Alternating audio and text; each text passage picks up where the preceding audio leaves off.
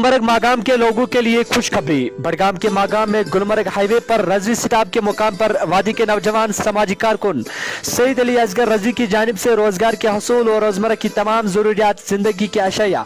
के बेहतर सहूलियात के लिए RCF माल नाम से एक ऐसा सेटअप तैयार किया है जहां पर लग्जरी सैलून, एमरोस रेस्टोरेंट, गेमिंग जोन, फार्मेसी शामिल है। लग्जरी सैलून यानी आला दर्जे की खूबसूरती की खदमात, एमरोस रेस्टोरेंट जहां पर शानदार जायकेदार खाने दस्तयाब होंगे, गेमिंग जोन में ताज़ा तरीन और जदीद टेक्नोलॉजी से लेस नस्ब करदा साजो सामान से बच्चे तफरिया कर सकते हैं,